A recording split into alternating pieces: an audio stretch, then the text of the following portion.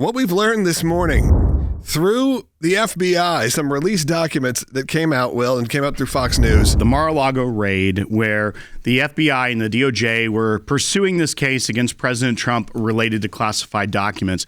And this 27-page release of emails and other documents from the FBI and DOJ came because of Chairman Grassley of the Senate Judiciary Committee's oversight of this issue.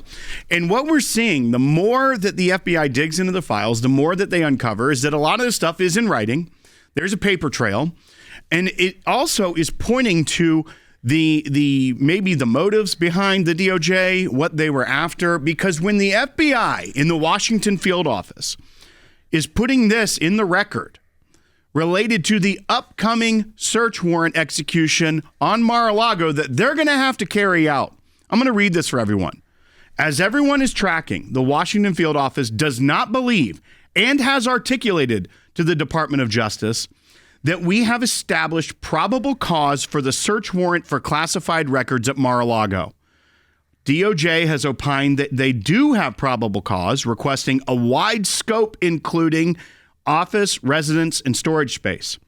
In Washington field office's opinion, if a primary goal of this investigation is to identify and recover classified records quickly so as to protect the information, the 6 weeks spent fixated on probable cause for a search warrant have been counterproductive. There was a large group within the FBI saying, we do not have probable cause to do this, and please stop asking.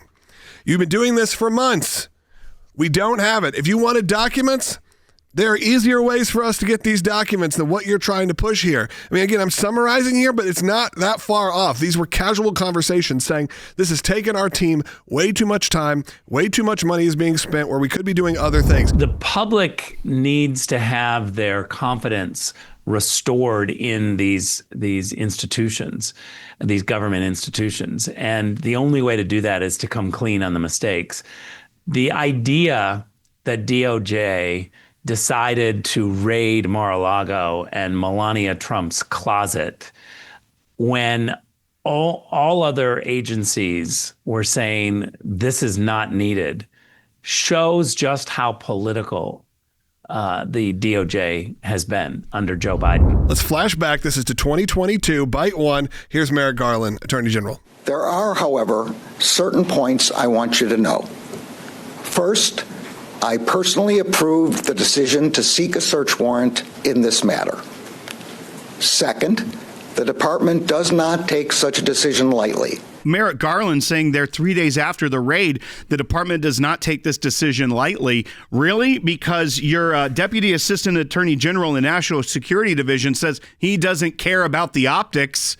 And when the FBI is saying, we do not believe we have probable cause, obviously there was tension there, but they were trying to stop this at the FBI for months.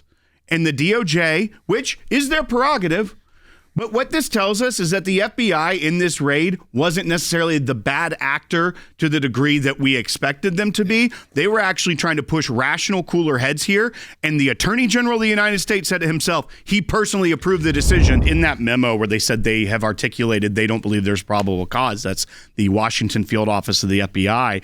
They asked this question, or they posed this kind of thing. It says, in the Washington field office's opinion, if a primary goal of this investigation is to identify and recover classified records quickly so as to protect the information, the 6 weeks spent fixated on probable cause for a search warrant have been counterproductive.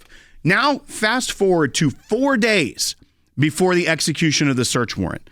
This email was sent on August 4th of 2022. The search warrant was executed on August 8th.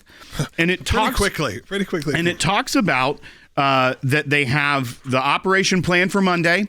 It's talking about that it has been sought and now they are moving forward. This is the FBI, which clearly does not necessarily trust the motives of the DOJ on this. And they talk about saying that, listen, the FBI, if we're going to do this still on Monday, we want to be responsible for the execution of the search warrant. Basically, DOJ, stay away from it a little bit, because here's what is said in this email from the assistant special agent in charge. The FBI intends for the execution of the search warrant to be handled in a professional, low-key manner and to be mindful of the optics of the search. Safety of the search team is always of concern during any such operations. Since we heard Mr. Toscas say yesterday in the call that, quote, he frankly doesn't give a blank about the optics, and that Mr. Bratt has already built an antagonistic relationship with the former president of the United States attorney over the service of the redacted, I think it is more fair to say that the DOJ contact with Mr. Corcoran just prior to the execution of the warrant will not go well. So they're calling out that the day before, so 5 days before the execution of the search warrant, the Deputy Assistant Attorney General in the National Security Division, George Toscas, says he frankly does not give a blank about the optics of a search warrant execution at the former President of the United States home. Will loves that blank because you could fill in the blank. You can. You can go as aggressive or as mild as you would like.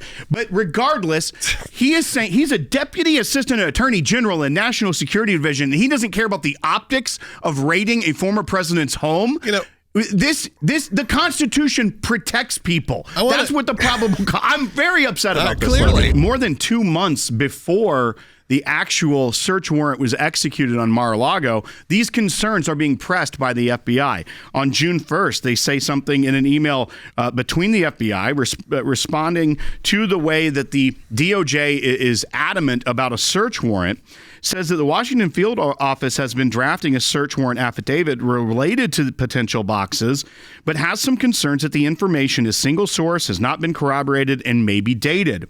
The DOJ opines, however, that the search warrant meets the probable cause standard. That's back in June.